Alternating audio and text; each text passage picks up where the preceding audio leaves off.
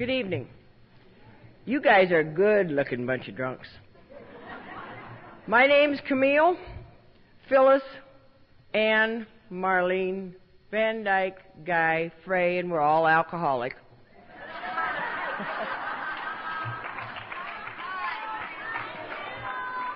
I want to tell you, I'm in the witness protection program for the drunk. That's why we have all those names, which I'll talk to you later about. You know, I was glad that I had the opportunity to sit up here this evening. And really, I mean, it's a great view. I wish you could see yourself.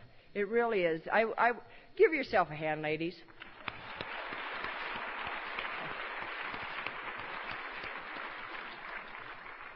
I have a sponsor that's sitting in the back, and I remember when she told me to put on a dress. And I said, I don't like dresses. She said, that wasn't the question. I said, I don't want to wear makeup. That wasn't the question. I said, I like to run around in raggedy jeans and use four-letter words. She said, that'll change. That'll change. And it has. It has changed. And we had a little lady that came with us tonight, and she had some jeans, but she also had her skirt. She said, what do you think? Should I change my clothes? And I said, absolutely. I said, I feel better when I'm dressed up. I really, really do. You know, in 1985, I came to this convention, and I had the opportunity, and oh, by the way, my sobriety date, which in Texas you got to give it or you're not sober, is May the 2nd of 72.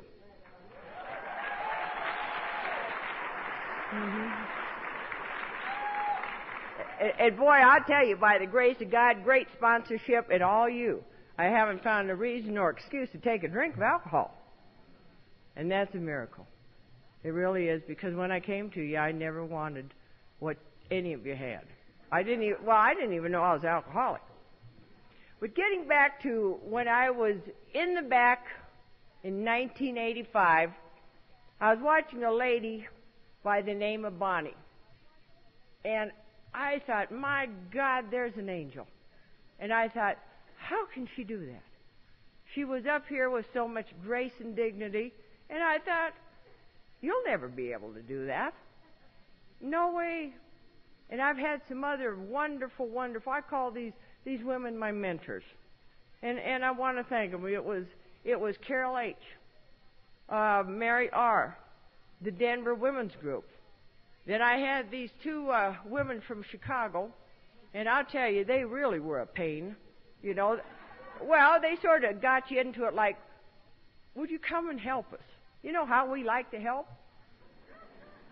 Well, one of them has passed on, and that's Karen Sinsley. Okay? And Karen was yes. Yeah. And the other one is Kathy W., and she's still hanging around, so if you see Kathy coming, yeah, they said, well, you can come and help and get involved.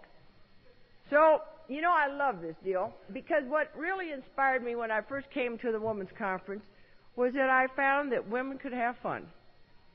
And when I came to Alcoholics Anonymous, I didn't like you. I didn't trust you, and I knew that you were going to stab me in the back. Now, some of that's happened. We're all not all saints now, Okay? I'm not going to say that we've gone to sainthood, all of us. But the thing about it is that with the women's conference, it opened up a whole new area. Because, see, I loved men so much that allowed them to use and abuse me for years. Didn't even have any common sense. And with the women, I wasn't sure what women were going to do. But you know what? With the people here, this is my home. Well, yeah, I got to have a drink of water. Water here. But with the help of the women in Denver, it helped me to become the person that I always wanted to be, but didn't know how. And so I want to thank them. I also want to thank some other women that gave me some challenges. Because when I was board chair Mert and Nancy and Marie gave me an opportunity to write inventory and work steps harder than I had ever known. And you know what? I grew more. You always grow more by your challenges than you do by the pats on the back. And so to those women, I will always be grateful. I will always be grateful that they said, we ought to do it our way, or we ought to do it different, or whatever. You know, if you aren't involved in this conference and have an opportunity to work on the advisory board, you're losing out. You really are. And it really was a privilege. I came to the conference for many years, and then finally I got pulled out of the hat as the advisory board chair. And I mean, you know, that was a kick in the pants. But I did the best I could, and I grew from it. I want to say, by having the experience in the as a board chair, it allowed me to go on and pursue a doctorate. And this May I'll graduate.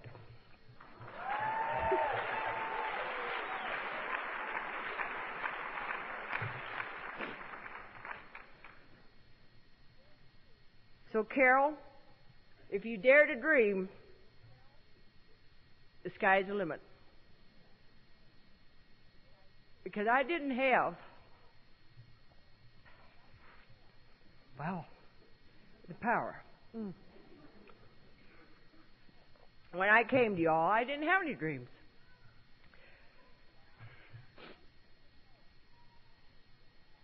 I didn't even know. I didn't know what was wrong. And I thought what was wrong is that I had a lot of bad breaks and misunderstandings. And y'all didn't understand. You know? I thought the problem was that I was driving somebody else's car. If I would have been driving my own car, it would have been like my own horse. I never would have gotten picked up by the police, don't you understand?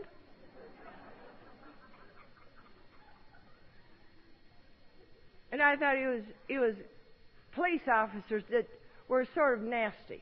You know, now I want to tell you, go to Seattle. Please go to Seattle. I drank in Seattle. Okay? I would drink in Seattle, and I would always know that I was going home when I'd get on the floating bridge. Because I'd wake up out of a blackout or whatever, and I'd think, oh, I'm going home. I love good jazz. West Seattle had the great jazz.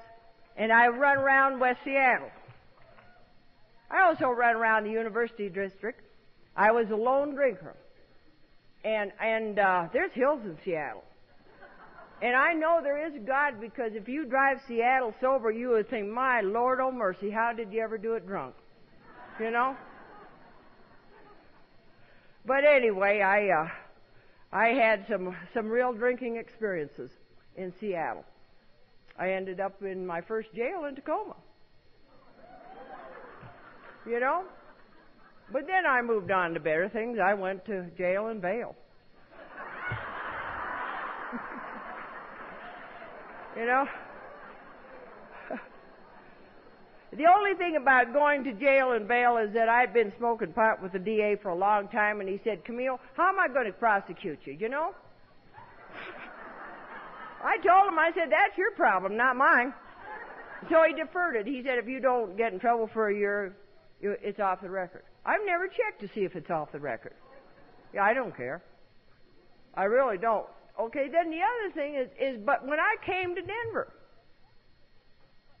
there was a police officer at 3 o'clock in the morning, and he wanted to know why I was stopping at the green lights and going at the red.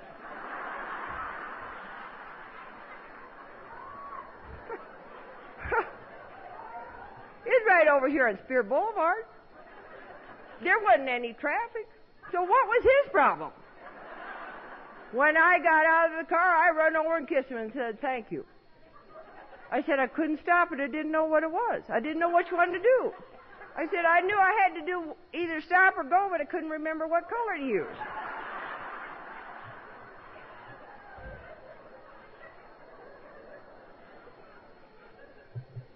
So, anyway, needless to say, I went before the judge, and he said, you know, how old are you? And I said, I'm 23 years old. And he said, well, I think you have a drinking problem. Well, I had a quick one for him. I said, absolutely not. I have a man problem. I have a living problem. I have a financial problem. And he said, hold it. He said, hold it. He said, you have a drinking problem, and I sentence you to go to 6 months in the county jail. Now, I don't know about you, but now after you go to jail one time, the thrill is gone.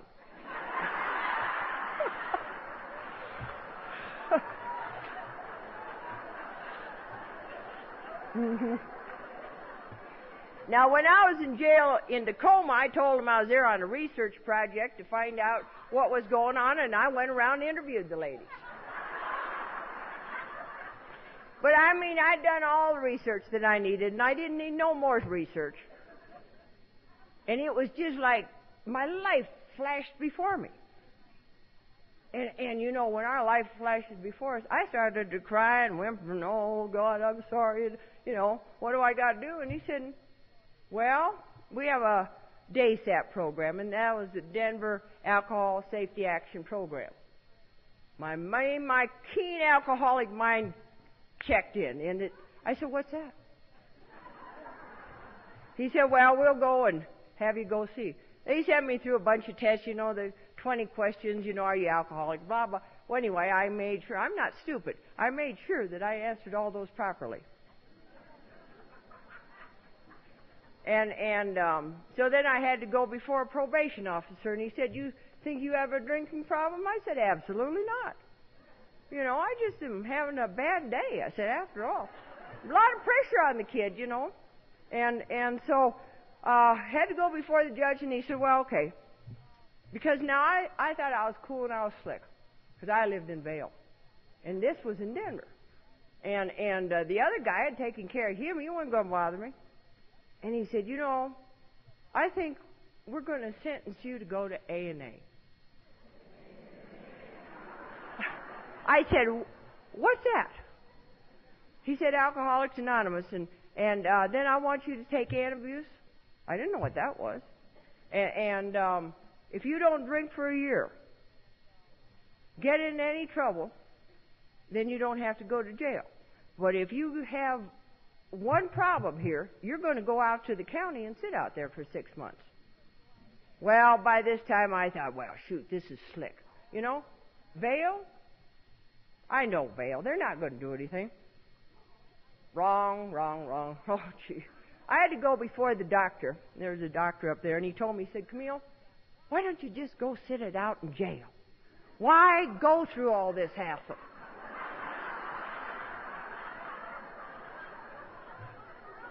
And I told him, I said, hey, Doc, for you, that's easy. You know, I suppose you want a vacation. I mean, you know. But I said, it just doesn't sound too appealing to me to go and sit in jail. And so he started me on antabuse. And I said, what does this do? And he said, well, if you drink, you're going to get sick. I said, oh, okay. Okay. Well, you know, I'm a good alcoholic. I thought, well, we'll see. So I went out and had a little drinky poo, and I waited for the thing, you know, and all of a sudden my heart was going bum bum bum bum bum bum, and I was thinking, oh dear, dear, dear. Well, I didn't die, but I didn't take another drink either. I thought, well, but I did go report that to the doctor the next day, and I said, now I don't know, I had a drink last night and I didn't die. He said, that's okay, we'll up it to 1 pill. He was just giving me a quarter. So then the next thing that happened to me is that I got 12-stepped by a guy by the name of Steve J. And I went and I called him on the phone and I said, you're supposed to do this 12-step thing, and I'll be in the Salt Lake bar if you want to talk to me, pal. Now, I'm not drinking, but I went to Salt Lake bar and I waited, and he came in and told me this story. By the way, when I saw him, I thought, man, this man is one of the hottest playboys in town. You know, I said, he's a busy boy. And he told me this, he was from Ohio, and he had fallen in the cement or something, and I thought, Jesus, God Almighty, this is a sick man. You know? I thought, I'm glad there's AA for him. He said, well, we got to go to meetings. Well, the meetings at that time were in the Vail Clinic, and this was in 1971, mind you. Well, that time there were 5 men and me. It's hard to hide. You guys in the back, you can hide back there. 5 men and me, and I'm the new one. They're reading the big book, and every other word applies to Camille, which I promptly deny, because I don't want to be an alcoholic. I mean, after all, I'd heard about alcoholics. Those were people who live under the bridge. The other thing that I'd heard is that before, that spring, I'd gone to Montana and found out about my mother. Now, see, my mother, I was born in Idaho, raised in Montana, but my mother was a real alcoholic. And the state of Montana, at Shodair's Children's Home, at that time, they gave you, if you were adopted, they gave you the full record. So they gave me the full record of my whole life before I was adopted, and I sat there and read it.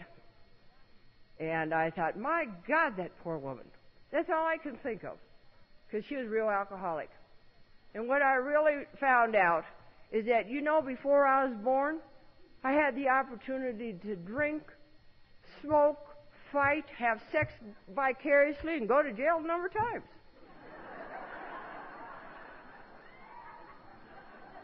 See, my mother was a fighter, and she liked to fight in the bars.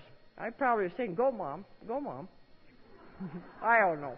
But anyway, when I read that, it was almost like a cue to saying, be careful. Be careful. And that's why I could drink. Because, see, when I started drinking, I was a person that, like these other ladies that spoke previously. I mean, I would have quit drinking Cookie and Eddie and Avery if I would have got sick. I didn't get sick. I didn't have a hangover. Alcohol was the best thing that happened to me, because you know what it did? There was a hole in me and it made me okay. And I felt okay. I didn't feel different. I didn't feel less than. So, but see, because I think it's a genetic deal, and I had alcohol previously in the womb, that for me to start drinking, I didn't start drinking till I was 19. I had a short career. I was 23, 4 years. That's pitiful. I had a major resentment against all of those old duffers that used to be able to drink and fight and wreck cars and do all that stuff. I'd write inventory. 4 years, pitiful, just pitiful. I thought, boy, you're a wimp. But the thing about it is because of my mother, it was already set up. All I had to do was start drinking.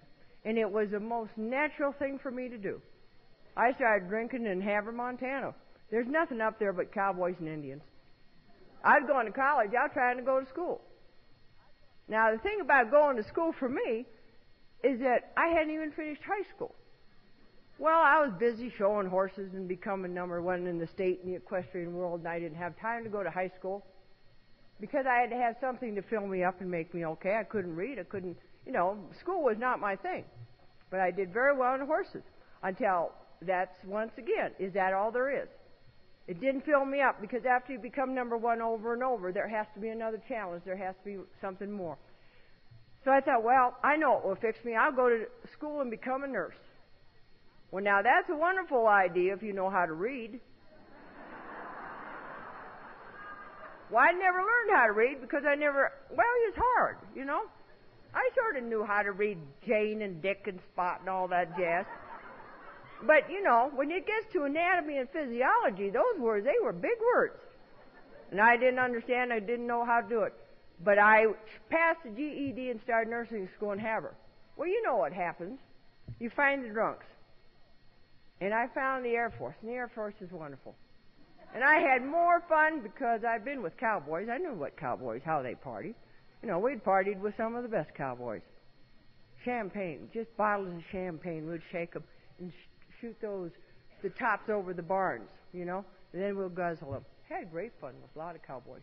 One time we were up in Calgary, and we decided we'd been drinking all night, and in the Calgary Stampede area, they have these telephone poles. So we got in one of the tractor trailers on a semi, and we started doing pole bending between those poles. Is that fun? You betcha. Is that normal? Not really, but anyway. So, the thing about it is that I couldn't go to school, so I thought, well, I'll do something else. But the other thing that happened to me is I was introduced to sex at the same time. Well, when you're drunker than a skunk and you're sort of engaged to this guy because everybody else is, and he said, well, we ought to have a little. And I said, no, I'm a good Catholic girl. I hadn't gone to church in years. I said no. But you know what? When you're drunk and you put yourself in those positions, you know what happens. I'd write inventory on him too. Until I found out it wasn't his fault. I placed myself in a position to be harmed. And I did that many times. But I was pissed at him. How could he do that to me? Here, I was going to be a virgin when I got married. I was a scarred woman. And you know what I did? I thought, by George, if I'm a sinner, I'm going to sin good.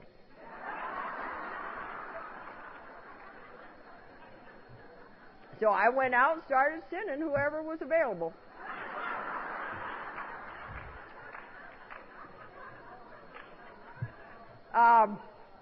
So alcohol and men went hand in hand, and I loved them both. And if you didn't love alcohol, I feel sorry for you. I had a great time drinking. But I moved on. I drank in the West Coast, and I drank in Seattle and Portland, run around with a whole bunch of interesting folks. And then I went on to Vail. And I remember going into Vail, and I thought, God, I've arrived in fairyland. I was in Vail for 2 years. And one night I had an alcoholic dog that I'd walk. And I was walking this dog, and he got loose from me. And I was living in the lodge at Vail. And anyway, he ran into this party. And he was a nice dog. Well, I didn't know whose party it was, but I knew that the Fords lived there, And that was before he was president.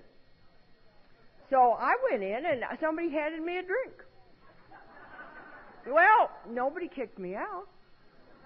And years later, Jerry asked me, he said, did you have a good time? I said, I must have. He said, I don't even remember you. I said, I don't remember you either. But I had the opportunity to drink with the finest. And no matter what I was, see, I didn't like my name, so they'll say, what's your name, Sam? I was Sam at the bar in Vail. And I had all sorts of, I was there to help with world peace. I was there to solve your problems. No matter what it was, I was there. I loved entertainment. I loved dancing. Run all around with ski and have a great time. The Olympics. We were in that fight when we kept the Olympics out of Colorado. I remember that. And that was an interesting deal. Skied with some of the finest world champions at that time. And never got hurt. But you know what? Drinking became such a way of life. I went to Vail to ski. At the end, I didn't ski.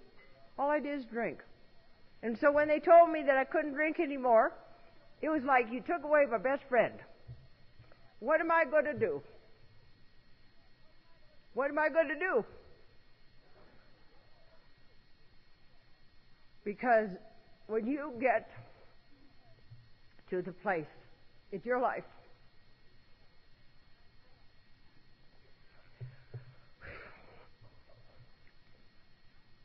where there's nothing that will hold you together besides a drink, and then you say, don't drink, that's cruel and unusual punishment. God, that's cruel. Without a program. And I didn't even know what was wrong. And so I went to AA, and I didn't like it, and I gave those guys a hard time. I was waiting for them to kick me out. I took a kid by the name of Brandy, and she hollered and screamed all through the meeting. I took the old lap dog, who's a Labrador, and he would jump up in their face. I did everything so they would kick me out, and they never kicked me out. They just loved me to death. The other thing that I was lucky is that they didn't do any 13-stepping either. Mm-hmm.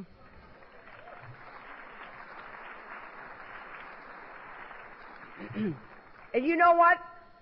One of the guys called me before I came, Robbie, and he called all the time, and we sobered up that year. together, and he's still sober, and so is Steve. And what a wonderful experience. But you know, the other thing about it, if you don't want to stay sober, but you can't drink, what are you going to do? There's a lot of stuff. I've come from the hippie days. And we were talking this morning, and we said, boy, if you didn't take some kind of dope in the hippies, you were square. There was something wrong with you, especially with all the stuff floating around. So I got a hold of some stuff, and the doctor told me, he said, you know, we're going to have to do something about this.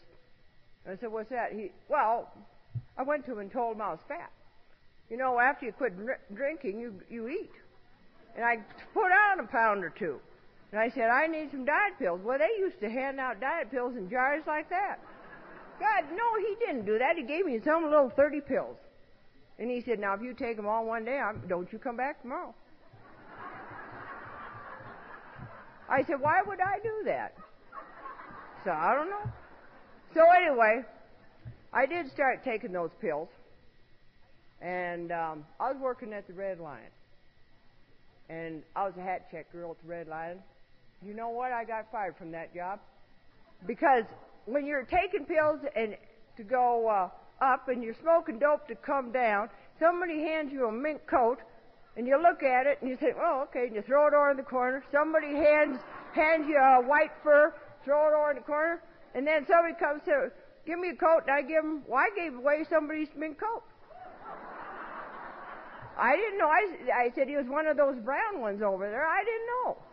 They didn't understand. And so they fired me. So I was walking down Bridge Street, and Steve came up to me, and he said, Camille, you're dying. I said, I don't give a darn. You know, if I can't drink, I don't care to live. That's after 4 years of drinking. Pitiful, pitiful, pitiful. And I couldn't get out of that pain. God, it was awful. It was just awful. And he said, well, we're going to send you down to Fort Logan. I said, what's Fort Logan? And he said, well, they're having an experimental program for Skid Row alcoholics. And I thought, well, whatever, you know. Well, you know why I went to Fort Logan? Because the rent was due and it was time to move. I didn't have a job and I needed a place to go. So I went to Fort Logan, and it's all Skid Row people. And I entertained those people. And I thought, boy, they thought I was something else. And I like to shock adults. And I knew how to shock adults. I'd tell them some wild story, whatever it was, and they'll just go, ooh. But that's where I met Joe. And I remember she was standing up there, and she told about how she'd been a lady drunk, and she had gone to school, and she'd done that. And I thought, wow, I wonder if I could do that. She gave me hope. She gave me hope that a woman can recover and become something. And I thought, wow. So I went through the program, 2-week program, and I stayed 6 weeks. Now, all the Skid Row people went home, mind you, but they just said, Camille, do you want to stay another week? Well, okay, I didn't have any place to go. Walked out of Fort Logan convinced I'm a potential. I'm a good potential, but I'm not quite there yet. Because what I was doing is I was comparing myself to their bottoms. And they'd done way more than I ever even knew about. I didn't know that you could take your alcohol and put it in your douche bag and hide it.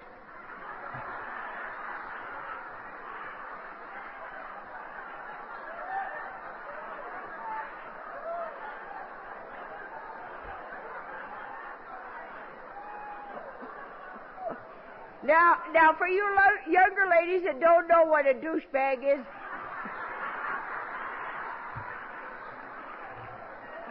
you better find some old timer, they can explain it, you know.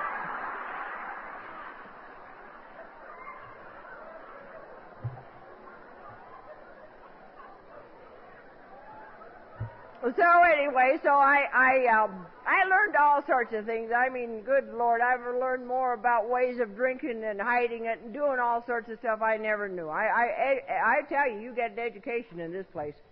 Not only in drinking, but all sorts of stuff. So anyway, I came out of there and I thought, my problem is bail. I really need to they have a bar in every other town. You're every other block. Too many bars. Well, so I moved down to Denver. And I didn't have any great plans. I just thought I wanted to move out of Vail, so I had 2 suitcases and I hitchhiked. I used to hitchhike all over up there. Now, that was the day, you remember Ted Bundy? Well, I never run into Ted because you would have a different speaker tonight, but I was out there hitchhiking.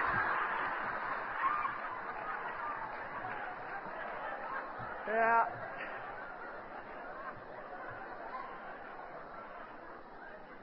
So anyway, I did get a little worried, you know. One time we were going over the Continental Divide before they built the Eisenhower Tunnel, and the trucker told me, he said, "See that over there? A trucker went over there last week." I said, "You better not, or I'll slit your throat." I went over the Continental Divide one time drunk. Lady told me, she said she was scared. She went up there. They didn't have any railings. Well, I was driving drunk. I didn't know. And the only reason I didn't drive off the mountain is because there was somebody behind that had a horn. He was just laying on it. Laying on the horn. Well, I stopped. And I got out. I said, "What's the matter with you?" And he said, "You're going to drive over the cliff." By this time, this guy who was drinking with me, who had passed out in the back seat, he got up and looked around. He said, "You better let that guy drive." He said, "You're too drunk." So I did, and we went on to Denver and had a party until it just didn't quit, you know? That's the kind of drunk I am, boy. I was drinking 7 days a week, and I could drink. We'd start out on the ski slope drinking wine all day, then we'd go down and get margaritas. And after margaritas, we would go into the Red Line or Pepe's or someplace, and then we would have the before dinner drinks, and then we would have the wine with dinner, and then we would have the Grand Marniers after dinner. And then I would sit down to drink because I had to dance, and I drank scotch and water. I drink, equivalent, it had to be a fifth. And you know what? Thank God I'm a girl. I didn't have to pay for it. I did, but I didn't have to pay money. Now, the thing about it is at the end, they weren't going to get any either because I didn't give a damn about that. All I wanted was a whiskey.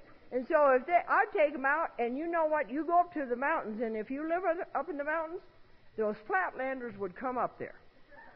Okay, and they would have 2 drinks, and they couldn't hold their liquor.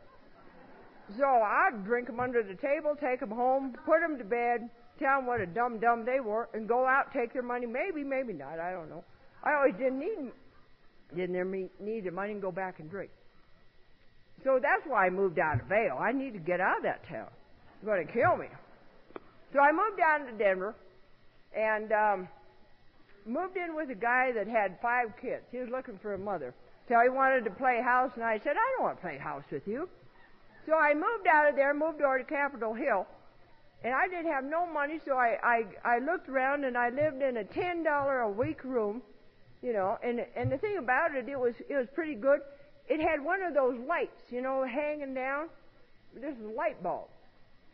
But the thing about it, I didn't see any roaches, so I thought, well, that's okay. So anyway, that's where I lived. It was $10 a week. I had no job. I had no friends except the people. Now, I'd met these people in Alcoholics Anonymous. Whitey and that bunch used to come up skiing. Talk about the big book and all that stuff. Well, anyway, so I thought, well, I better go up to York Street. Now, if you haven't had an opportunity to go to York Street, I took my grand sponsees and we took the 15 bus, and we went to York Street today, because that's where I sobered up at. I sobered up, and there wasn't any other place that I could have sobered up, because I needed somebody that was going to shock me into being sober. And I needed to be shocked into being sober. So anyway, I went up there and went to a Denver Young People's meeting, and I said, well, I don't know whether I'm an alcoholic, but I'm here. Well, they said, shut up and sit down. We don't care. And see, I thought they did care. They didn't care. And so then, after the meeting, the guy came up, and boy, I'll tell you, God gets us in here in different ways.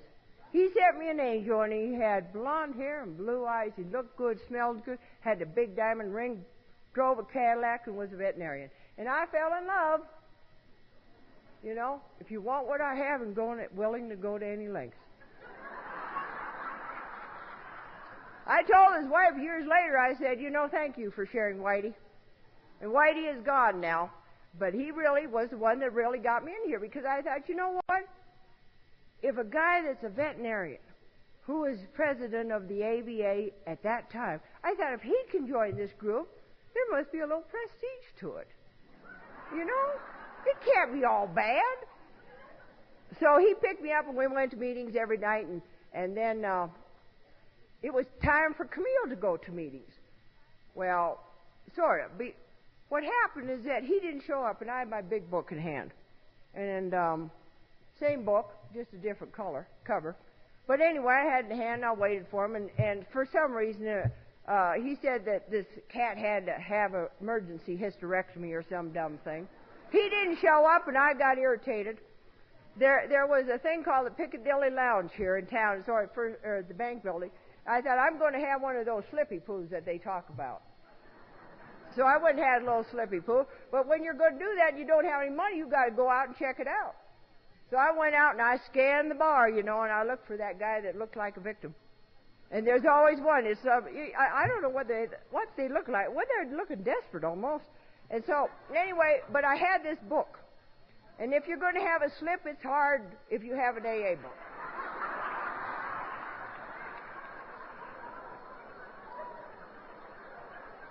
So I took the book and I put it in the restroom behind the stool.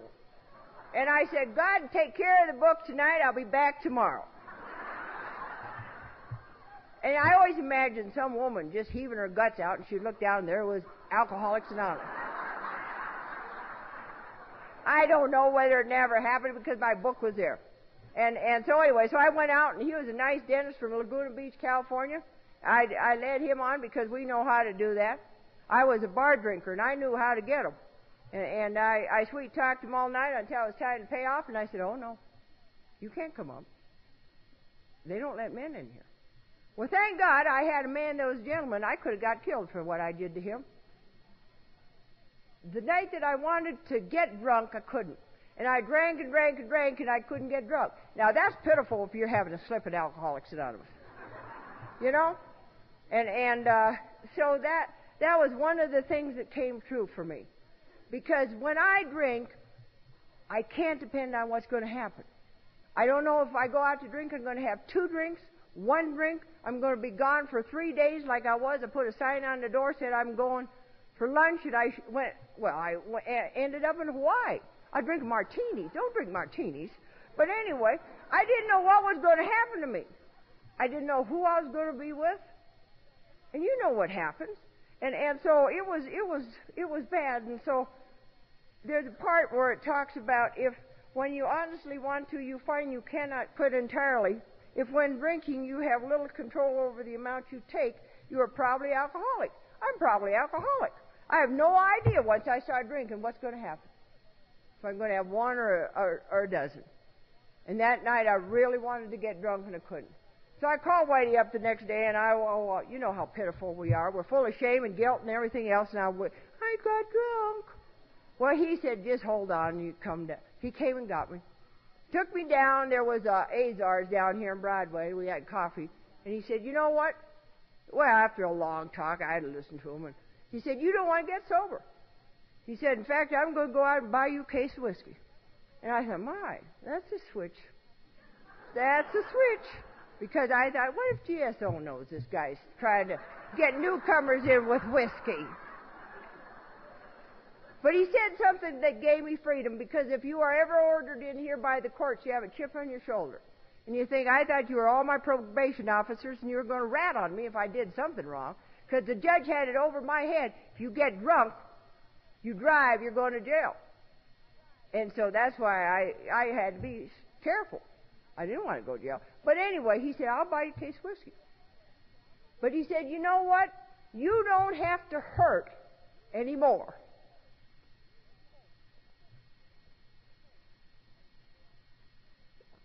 And I was dying. Yeah, could I have drank for 2 or 3 more years? Sure, my liver was good. But mentally I was shot. I had lost all the ability to cope. I had no more coping skills in the world. If I was happy, I drank. If I was sad, I was drunk. Whatever was going on, I drank whiskey. Because I wanted to make it okay. And he said, "You don't have to hurt anymore." And I started to cry, and he said, "You know what, if you make a commitment to this program for 1 year." And I said, "What do you mean by that?" Now we're going to bargain. We're in this position. Yeah, I'm dying hurting, but I want to make sure we're going to negotiate. He said, for 1 year, he said, get a sponsor. I thought, well, that's good. He'll be my sponsor. Okay, I could do that check. Okay, go to meetings. Okay, I have a couple meetings. 7 nights a week. He said, oh, shoot. He said, get the book. And he said, I know you can't read, so we'll read it to you. He said, and you got to wash cups and I don't know. He said, just be willing. Whatever they say, just be willing to say yes for a year. And I thought, well, I hope I don't have to run down the middle of Broadway nude, but that wasn't a requirement. That's not in the book. But anyway, he said, make a commitment. He didn't say make a decision. He said, make a commitment, do the best you can. And he said, you know what, if it doesn't work out in a year, he said, I'll give you that case of whiskey. And I said, okay, because I was going to bet on the case. I thought, I'm going to show you dinglings, this thing doesn't work. And so that's how I started. I started in Alcoholics Anonymous, not knowing whether I was a drunk or what the heck was going on. And thank God I had people in the Denver Young People that read me the book and explained it, because I didn't know. Because I listened to all the different types of stories, and we all have a different. Every speaker that I've heard, we all have a different type of story, But the one thing that I surely do know that separates me from the problem drinkers is once I take a drink, I'm going to take another.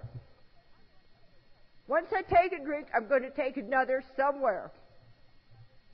And unless there's a God, I'm not going to stop.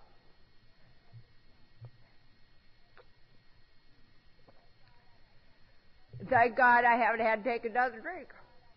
Now, this road of happy destiny, when they say trudge? I'm telling you, thank God they had cups we could wash. I didn't wash as hard as our buddy the other night. They had cheap cups.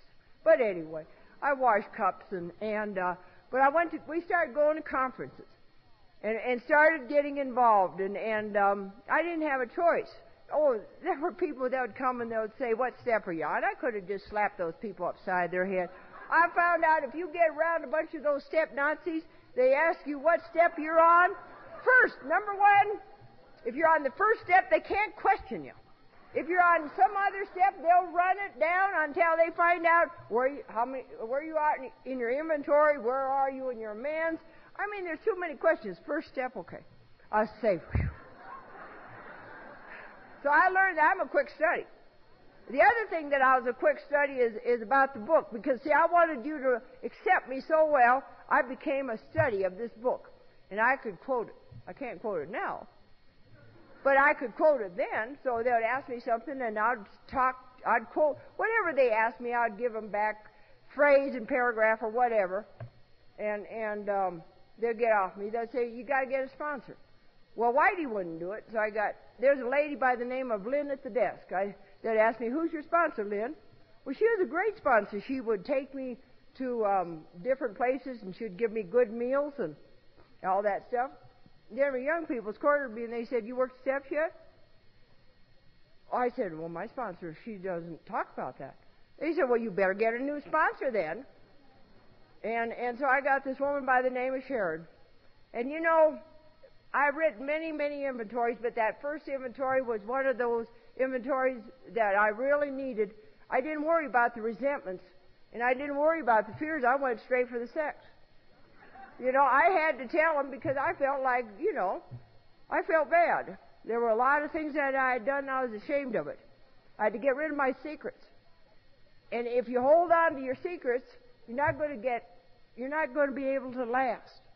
I had to share with another human being all those details where I thought that I was less than. She laughed. She said, I've done that. And I'd look at her and I'd say, what? And I'd say some more. And I'd cry. And she said, I've done that. Young people from the hippie days, we've done a lot of things. We threw out all the rules. All the rules that were ever invented by the old duffers, and we just decided we'd reinvent it, you know. I had an old motto by Stephen Stills. You know, if you can't be with the one you love, love the one you're with.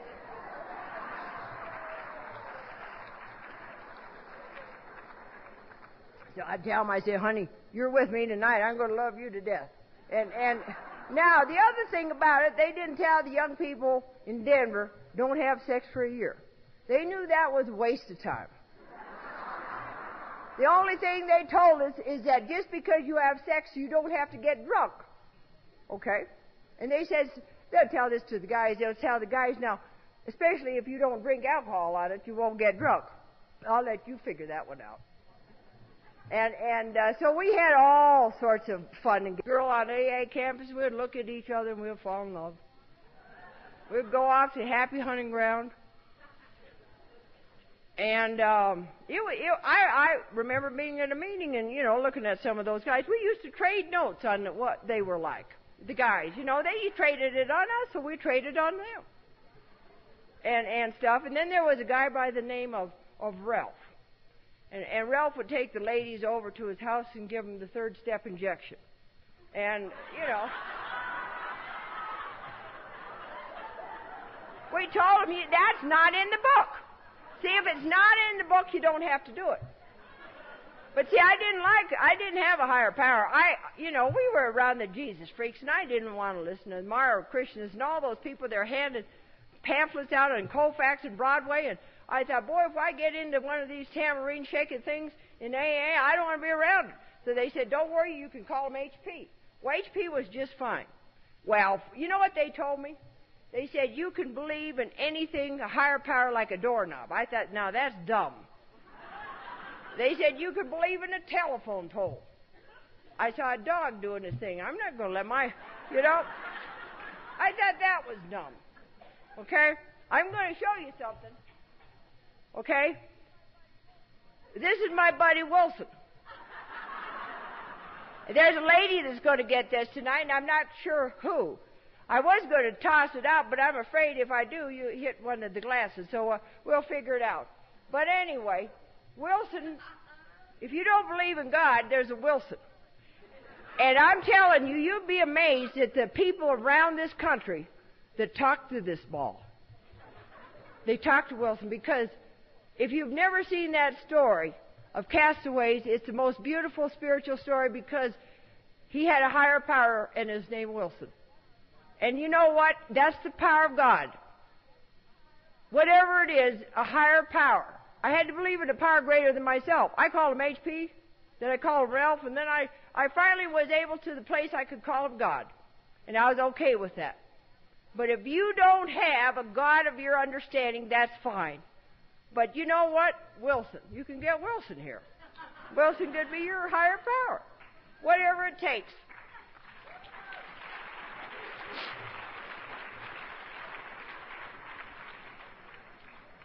But anyway, Wilson and I have got on the plane. The pilot sort of looked at me strange, and I said, don't worry, we're in good shape. We're in good shape. But I went on and I wrote inventory, and I was involved in AA, and I'll tell you, I was a busy woman, and I became the GSR, and when you're the GSR, you're running the group. And I was the GSR of the young people, and I told them how to do it. We had a lot of fun. And I finally got a job along the way. The first job that I had was in this building, and you're selling ski clothes from AD&F up on the main floor. This used to be a department store. And, it was called AD&F. Well, they didn't make me the president, so I moved on. And I went and I started selling motorcycles. And then I started teaching motorcycles. And then, you know what? I changed my image. I came in as a ski bunny. Then I looked like a bum. Now I'm going to be a motorcycle woman. I'm not a motorcycle mama because I rode my own bike. I had my leather pants and I looked slick and I could talk. You know how the talk is? I was rough and I scared a lot of people in York Street because I got this exterior to defend myself. And there are a lot of people afraid of me. They said, I was afraid of you. I said, why? Well, when you're scared to death, you got to project an image to protect yourself, so I was really something else. And then I learned all these good four-letter words. I didn't know all those four-letter words, and when I drove the bus, I learned them in Spanish. That was even more interesting. And so I started driving a motorcycle, and that was great. And then the guy said to me, now, you know what? There's a friend of mine in California by the name of Sharon, and she said it's the difference between seconds and inches, whether we live or die. They said, those guys, they said, do you want a little cocaine? I said, what's cocaine? They said, oh, it's stuff you make you feel better. I said, no, I don't want any cocaine. And it wasn't because I was trying to be, not to get into drugs. Their nose was running all the time, and I didn't like a runny nose. That's the only reason I didn't take any cocaine. I didn't know it was addicting, and they told me it was. But I never tried it, and that's the grace of God. Because I'm sort of dumb in some things. I really am a country girl from Montana. So anyway, I thought, well, I better do something else and get out of the motorcycle business. So I thought I want to be a truck driver. 16-wheeler and or 18-wheeler, I don't know. It's like a lot of wheels. But anyway, I went, and the guy, I read an ad, and he said, I'm looking to teach a truck driver. So I said, okay. I went out to his house out in Park Hill. And he said, you drive a truck? I said, oh, yeah. Come on, I could do. I drove around the block probably in first gear, and he said, we're going to Chicago tonight, and we have a load of swinging meat. Didn't mean a thing to me, fine. I took off. Now, I'm sober, okay? I took off with a man that I didn't know of another race, and he was married, and we went off to Chicago. We went to all the back ways. He told me, he said, other truckers don't like it that I'm black and you're white. So when we go into the truck stop, you go in one way and I'll go in another. Very interesting. You know what? He was a gentleman. He's on the road. You're out there all alone. He said, you want to have a little? I said, I didn't come out here to have a little, except to learn how to drive a truck. I was lucky. We went to Chicago, and his wife called him up, and she said, if you don't get rid of that white woman, we are done, honey. So anyway, that ended my truck driving career. But in the meantime, I had a ball in Chicago because he had a lot of relatives. And they took me to all the places that they said, don't go outside by yourself, they'll kill you. But you're safe with us inside. We danced and had a good time. But anyway, that's my real first introduction, to a whole race that I didn't know much about. Montana, all the African Americans, they only had a handful, and there wasn't any difference. I was lucky. Thank God I didn't grow up in the South. I didn't have to go through all that crap. But I didn't understand it either. And so anyway, I came back to Denver. My career was over. I thought I'd drive a yellow cab. So I drove a yellow cab. The problem is that going to work on a regular basis. Now, the International, in 1975, was here at Kurgan Hall. They had the longest coffee pot in the world. And so I thought it was neat. I'd go back and forth to the airport and pick up people from Russia and China. And I really got full of it. I was so full of it, but I was scared to death. For the International, I only went to one meeting, and the rest of the time I sat outside because I couldn't stand to be in a crowd like this. But at Kurgan Hall, you could stand up, and look down. And I was standing up there, and Bill Wilson came in. I thought, God, there he is. And I got all full. I felt so good. Bill, the co-founder, and I was almost speechless. You know what I didn't find until 4 years later? That Bill had died 3 years before, and he wasn't even there. Okay, now this is a perception problem. But it didn't matter to me. I was just happy. I thought Bill was there, and we were all having a good time. But you know what? I didn't drink, but the other things happened too. I'd done everything in AA. I'd worked the steps. I'd made the amends. What else? What else do you do? Well, you go out and find a good man, a good job. Cab driving wasn't it, and they were hired by bus drivers. I became among the first 25 women to drive a bus here in Denver. Now, the old boys weren't happy about it. No. This afternoon when Edie was talking about her experiences, as a carpenter. There were all sorts of things that was said to me. And if you weren't going to bed with him, you were a lesbian.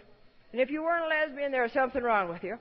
You know, and there's only one reason you'd get a bus driving job, and that's to, you know, become a man. I'd have women at the corner of Broadway and Colfax stand and holler at me, "You shameful woman, you're taking away good jobs for a man. How can you be so ashamed?" I said, "Hey, lady, I'm not even married," you know. But I wanted to become self-supporting through my own contributions. Because I'll tell you, the first 3 years of my sobriety, I was poorer than a church mouse. And I was like Scarlett O'Hara coming out of the South and saying, "I'm never going to be this poor again. Whatever it takes, I don't like to be poor." And it was too much. And I'd gone to AA, and I thought, well, if you go to AA, you know, something's going to happen. Well, a lot of things did happen. I finally got a car. But I had a motorcycle before that.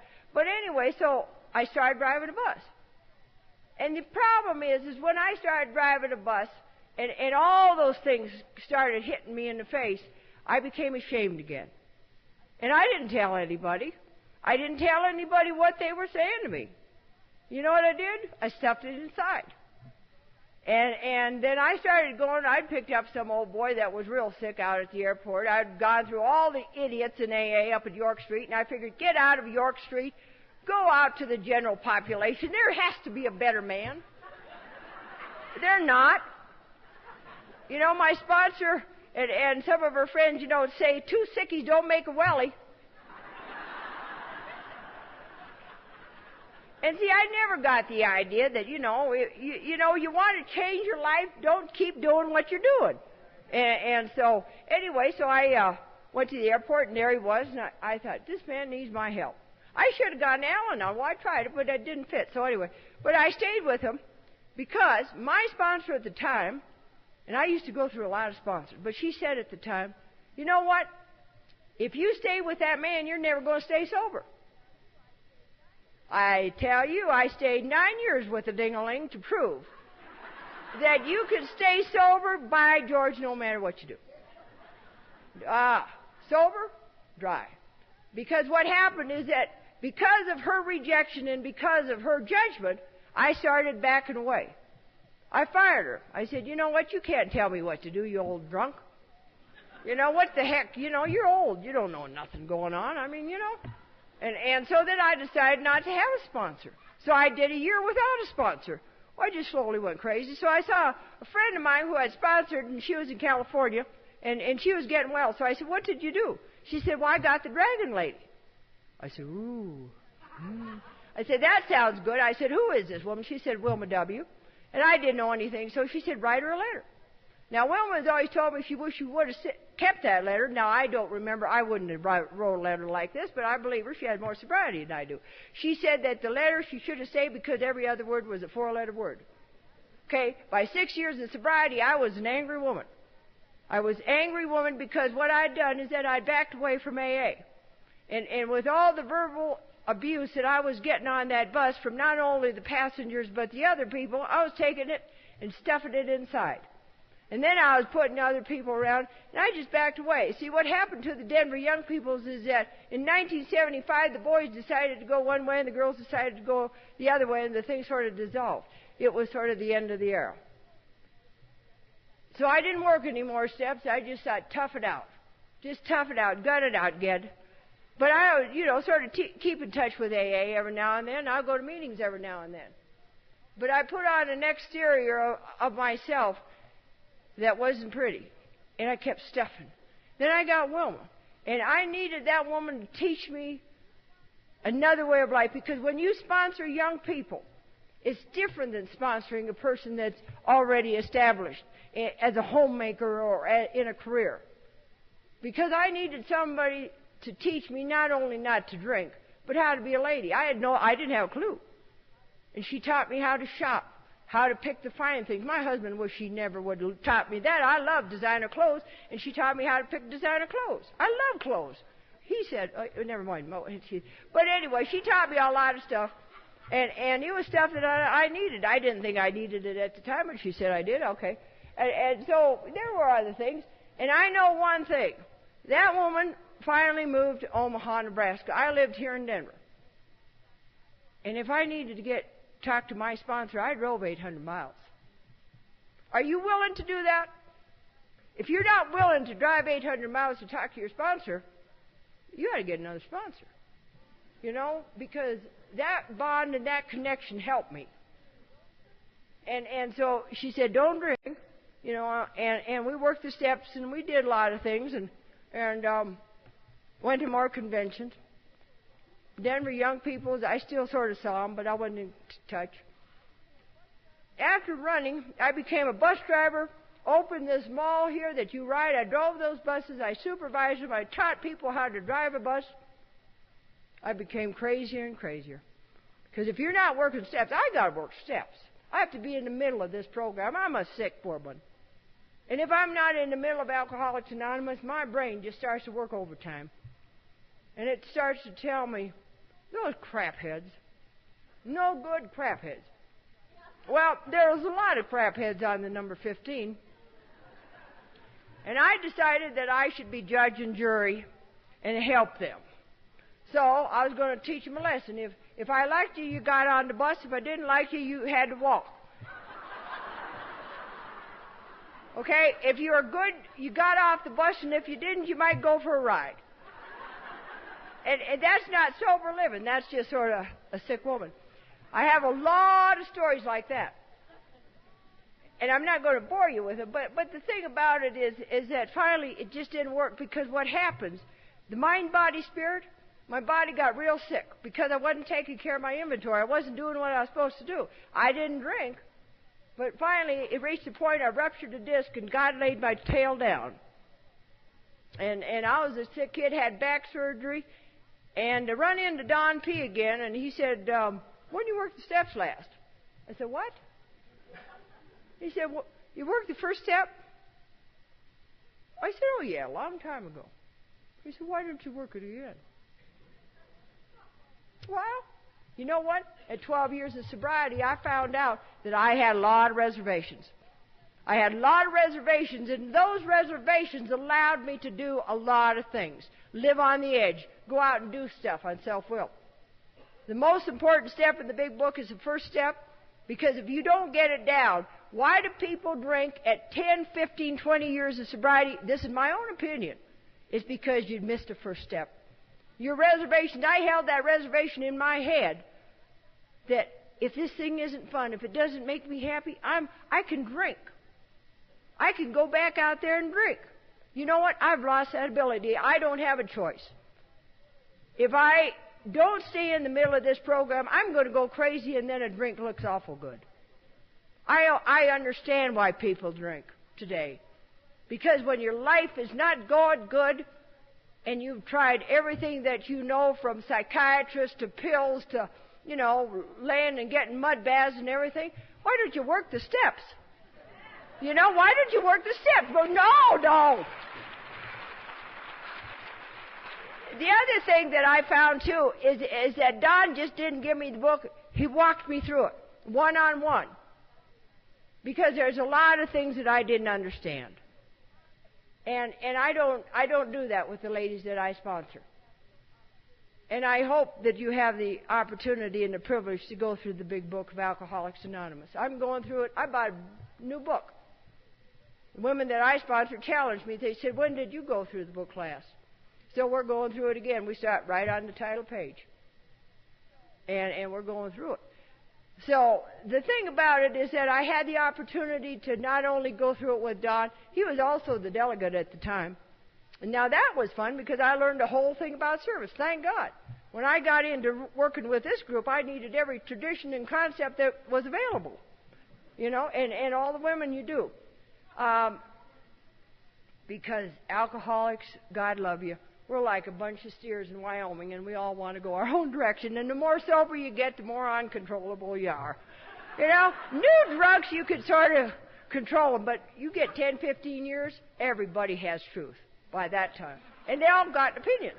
So anyway, but I went ahead and worked the steps, and now Ann over here, she's really pesky. She said, well, let's go to Montreal. Well, I don't want to go to Montreal, but I made a decision. I forgot to tell you that. I finally had to give up sex, too. I give things up gradually. But anyway, I'd gotten on my knees and said, God, you want me to be a nun for the rest of my life? No sex, no men, I'm willing. It wasn't until I was 12 years sober and just had knocked the, what out of me. And I learned a very valuable lesson because I had to learn how to live on my own without him. That I could take care of myself, be self-supporting through my own contributions.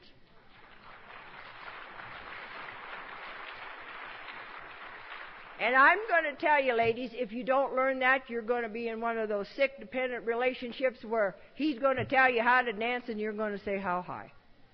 And I've seen that bondage carried to women, and it's one of the things that just kill us. Alcohol kills us, but these relationships are just as bad.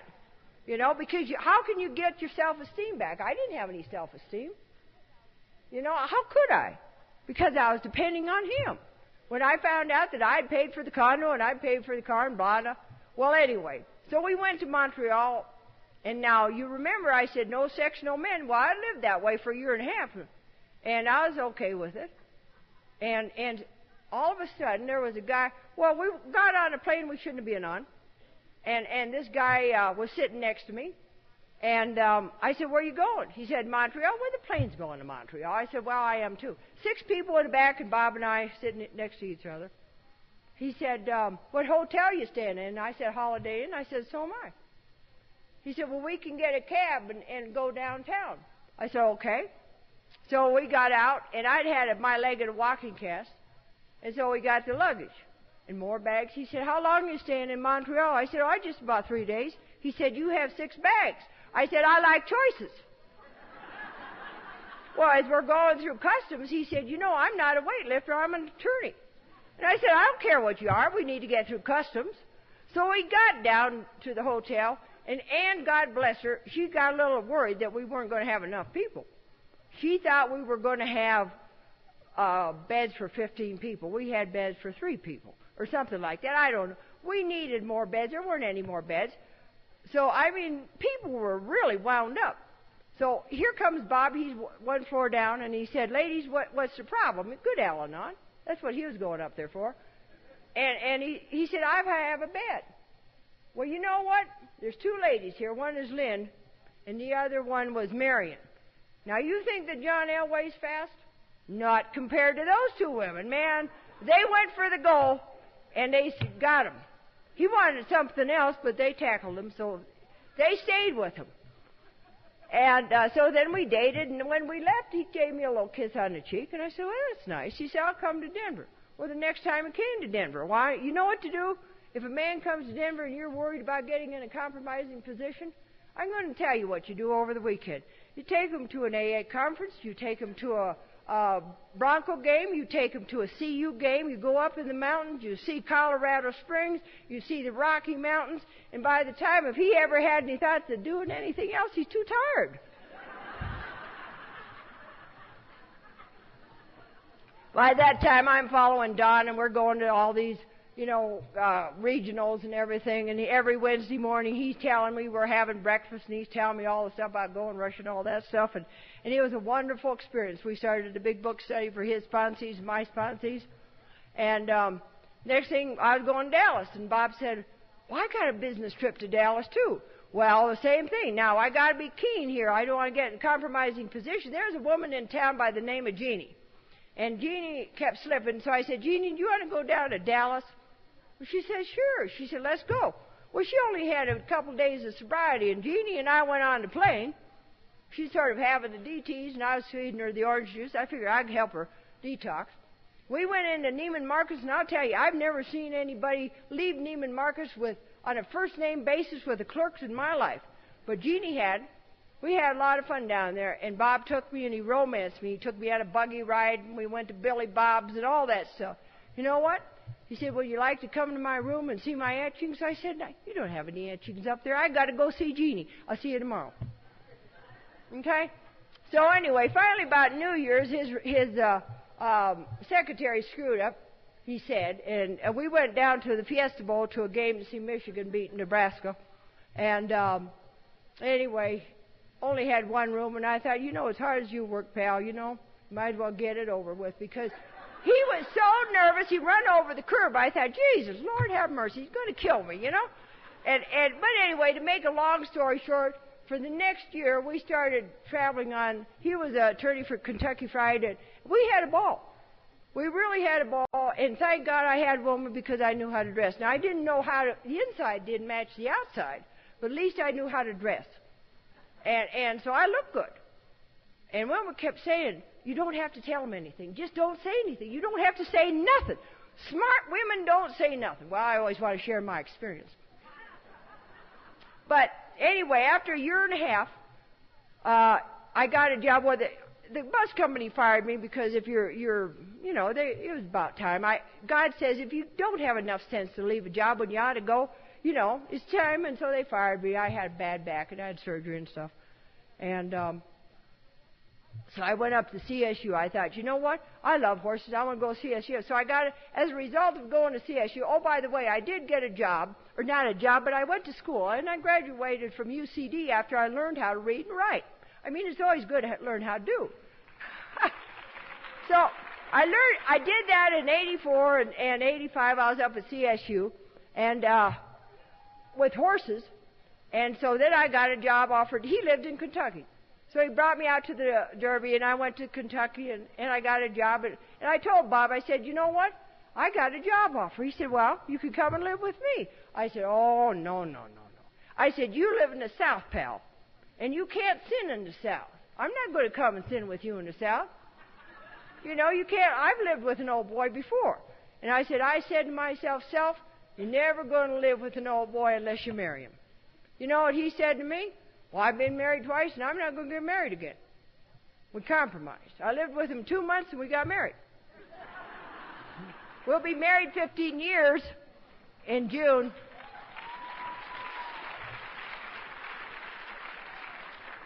Okay, now I'm going to tell you about the Witness Protection Program for the drunk.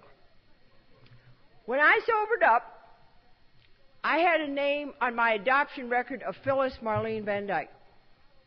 Keen alcoholic mind, a year sober, thought, you know what, that's really good. I could just get a new identity. And I became Phyllis Marlene Van Dyke, got a new Social Security number, and that's who I became. So in AA, I was Camille, and in the bus company, I was Phyllis. They said, well, did it ever get split personality? No, I knew who was who. You know? I said Phyllis was nuts and Camille was a saint in AA. But anyway, so I got married up here at the Rockland Church, and Don married us, and when it came to sign you have to sign the marriage certificate, I signed Camille. And Don said, you can't do that. He said, your driver's license says Phyllis. Well, I didn't like that. Well, anyway, so I signed it, Phyllis Van Dyke. Well, I went over to the city and county of Denver, and I told them, I said, now listen, I want to change my name. You know what they told me? Get married in another state. We don't change our permanent records. I said, what? They said, go to another state and get married. Well, after 10 years and 3 years of legal entanglement with the state of Idaho to get my name changed, they couldn't understand it. But the records had not been taken care of. That's why, when I was adopted in 48, they had never been changed. And so it finally got changed, It's lucky I married a lawyer instead of a doctor. It would have been a heck of a costly event, But anyway, so it got changed, so now I'm Camille. So then we decided I want to marry him under the right name because we like to travel the country, and it's hard in passports. So we called Don up, and we said we got married again. And Don said, you guys are already married, but anyway, okay. So we got married in a little 4-H camp, an AA conference in Indiana. And it was fun, it's fun to be a bride. I love being a bride, and if you're pregnant, there's two fun things. Either be a pregnant or be a bride, and it's fun. And I had a wedding dress and all that, so I liked it. So anyway, so now I've been married twice. Bob's been married 4 times, twice to the same woman. I told him, I said, now, you know what they say about that, bigamy, so you be careful, pal.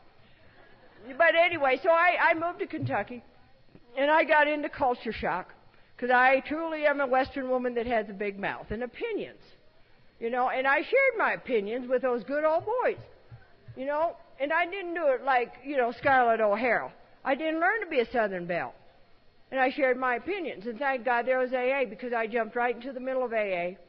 And I started sponsoring women. And there's a friend of mine in the audience by the name of Iris, and she came and she said, why don't we put on the woman on woman? Okay. Pissed all the people off in Louisville.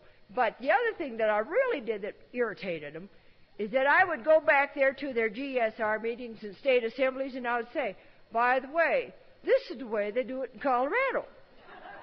You know what? They don't care how they do it in Colorado. They told me I could go back to Colorado. I didn't really make a lot of friends in service work, so I decided I should move on, do other things, and so I started the Woman to Woman, got involved in this deal and everything. And then, finally, see, I changed. I'm part of Colorado history, too, because the bus company and I had about a 10-year suit over that thing, and my back was going to pieces. They sent me back to school. Now, I didn't like to go to school, and I surely didn't want to be a counselor. Because when I sobered up, every dingling that didn't have a job was trying to be like Joe Wright. Excuse me, I mean, they were. And you know what? You can't be like Joe. And so I didn't want to be an alcoholic counselor. I didn't want to be a counselor, but they said, you know what, you're going to be in a wheelchair. What else can you do? So they sent me to school, and I got a master's in 93. I thought, that's pretty good. 95, I got an education specialist. And I looked at it, and I thought, you know what, you only have 30 hours for the doctor. Why don't you go for it? There's a psychologist in Louisville said, you don't have the skills to go for it. Thank you. Don't tell me, I'm an alcoholic, don't tell me I could not do that. I'm going to go for it. So I jumped right in. First semester in the doctorate program, I took 14 hours and got straight A's. I thought, I've had it made. Got through all my doctorate studies and had a good deal. Then I hit the dissertation. Now, Bob and I have been married for 15 years, okay? We've had 3 legs. We've had the first leg from the time we met till the dissertation years, and now and beyond. That's our 3rd leg. Because what happened to me during that phase is fear set in. And it was just like I was new drunk. And everything that I had experienced in those first 3 years of sobriety, it all came back. And it didn't matter. I was in the middle of the program. I wrote inventory, and I prayed on and on and on and on. And I became more frustrated. And cell phones made me madder than you know what. And they wouldn't work. Cell phones don't work half the time. And that would make me mad, and I would go pop right out the window. Well, I called Don up, and I said, I got a new problem. He said, what's that? I said, I keep getting irritated with my cell phones and throwing them out the window. And he said, well, when it becomes socially unacceptable to you, you'll quit. I said, what? I haven't thrown a cell phone since. It's not acceptable for me to throw cell phones. But with high frustration and a lot of fear. And I found out that I didn't have the skills. And the other thing that happened to me, and if it happens to you, people started telling me, now look, the reason you can't finish your doctorate, you sponsor too many people, you go to too many meetings, you speak at too many conferences, and if you'd quit doing that, you'd be able to finish. Okay. I had more than one people tell me that. So I just fired all the sponsees. I told the conferences I can't do it. I quit, didn't go to 2 conferences. I stopped my commitments, and I hunkered down. And you know what? I became crazy. I was just crazier and crazier, you know. And the time was going around where they were giving, there's Prozac and all this stuff had come in, and Louisville was just saturated with it. And I thought, well, maybe you'll help me. I'm just stressed to the max. So you could go to any doctor and give him the symptom, and he said, okay, I'll write you out something. It wasn't Prozac, it was Trazodone. And so then he gave me something else, and I started really going bonkers. So I called up Bob O, and I said, I'm losing my mind. And so Bob said, okay. He said, let's go through the steps. Went through the steps and looked at my belief system, not taking the pills. I got off the pills. And a spiritual experience happened to me again. And I met a man that became my mentor at the University of Nebraska, and if he was like a saint. And he helped me. He also stressed me. But anyway, I was able to do a lot of things, and I developed a web course, and I teach it for the University of Nebraska, the stress management program. I need the stress management, you know. You always go for what you need. And so anyway, I also just read a dissertation about the 12-step program as the ultimate stress management program. Okay, that means if you're really in the middle of AA, doing the deal, and the deal is read the book, work the steps, have the sponsor, do your service work, and if you're all involved, you don't go crazy. But I have to have a lot of involvement.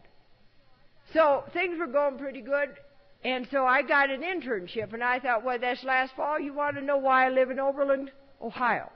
I got an internship to Oberlin, Ohio. Now, I'm coming up here on 30 years of sobriety, and you know, I've been stretched. And thank God. I mean, I could have played bunco at home with the ladies and not had so much fun. But I'm a mad dog alcoholic, and I want it all. You know, I don't just want a little bit of sobriety. You promised me if you don't drink, you could have it all. And I believed him. And so anyway, I went up to Oberlin, and it was almost a culture shock to me. And I was up there, and after 3 weeks, the people came to me, and they said, you know what? You're not a psychotherapist. Well, I know that. I'm a sports psychologist. And they said, we don't believe that you want to be up here. I said, no, I really do. Well, the deal was that I was out of my internship. And that shocked me because I had a plan. You know how we have a plan? We get a plan. And if you're so many years sober, you think you ought to be able to make it happen. I had this plan, and I couldn't believe it. I couldn't believe they would do that. When 911 happened, my mind was so numb. When my husband called me and told me about them hitting those trade towers, I said, what else is new? I had no feeling. Because what had happened is that the unthinkable had happened to me. And I was mad at God. I thought, how could you do it? And the thing that saved me is that I got back into this program harder and talked to God. Couldn't go to the AA because half the AA was involved. And so finally I thought, there's something wrong. And I ended up, one day I was going into Cleveland, and I thought, you know, here I am, almost 29 years sobriety. I've just screwed this thing up. I said, there's something wrong. You ought to get drunk. You ought to go get drugs. You ought to go do something. I thought, you're so sick, you ought to go to Cleveland Clinic. So I went and turned myself in, and I run into two psychologists that said, you know, why don't we look and see what this deal is? I took some neuropsych testing and found out there's something more. Because of my mother's fetal alcohol, or because I have fetal alcohol effect, and because of I rode horses and been landed on my head more than once, I had 3 good brain concussions, and I had a temperature of over 105 for 3 days. I had a little brain damage, and you know what? They said there's a piece missing. I said, what piece is it? They said, we don't know, but they said normal people think ABC. They said, you think AC. And that little piece. You know what? It really put it at peace because I always felt to myself, what's wrong with me? What's wrong with me? I know now that, you know, it's not that big a deal. I never knew there was something wrong. Maybe if I would have got a little help. But the thing about it is because there are no limits. And God can really, truly help you.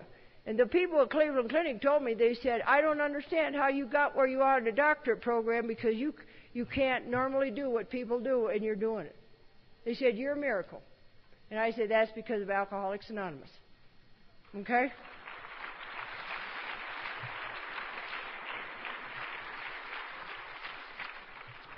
And this is pretty good. I said I was supposed to be over at 9:30, and I am, so we can all go to the dance or whatever. No, we're going to go listen to some fantastic entertainment.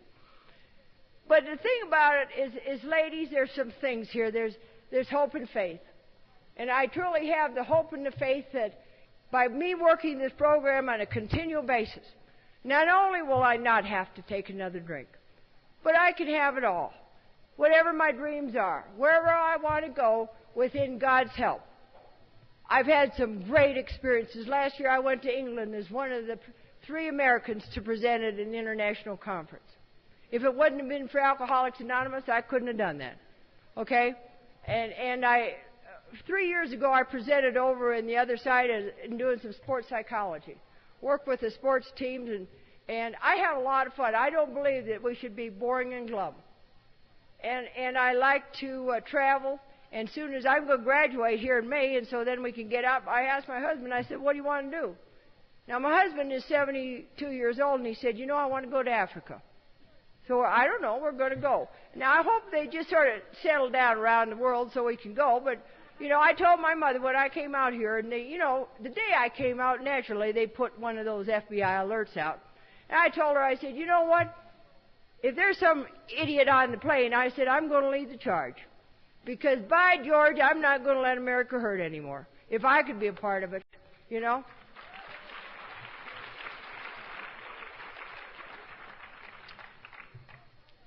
One more story and then we'll go.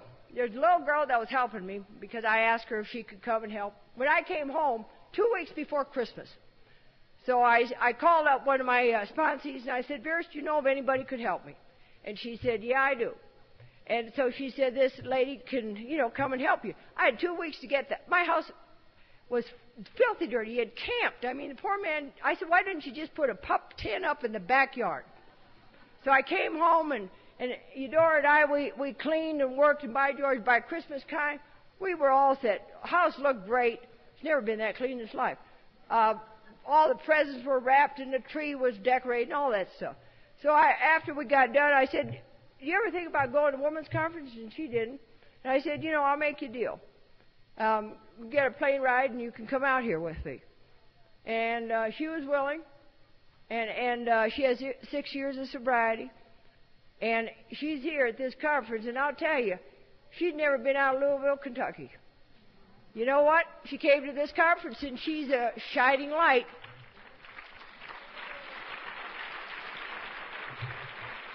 The power of the women. The power of the women. I started, Veris asked me if I'd do a big book study for African American women. I started that. That's been powerful. There's no bullshit with those women. They just tell it like it is. They really do, and I love it. But, so anyway, when we got on the plane, I told her what was going on because, there's strange things going on in those planes, and she would sort of look at me and wide-eyed, and I said, that's okay. That's just the flaps coming up or the wings going down or something, and so we got in the second plane. So anyway, I said to the stewardess, I said, this is her first flight, and they said, is she scared? I said, oh, no. No, she's not scared. And they said, well, great. So they gave her a certificate. They gave her a certificate for her first flight signed by the crew, some wings. When we went to get off the plane, they said, would you like your picture with the pilot? The pilot took her up to the cockpit and let her in the cockpit. I thought he was going to have her sit in the seat. The power of God. They're keeping a lot of people out of those cockpits today. But they had her right in there, me too. And it's been fun because the joy for me is not my story. It's watching you, watching the women I sponsor. And that's where I see the growth.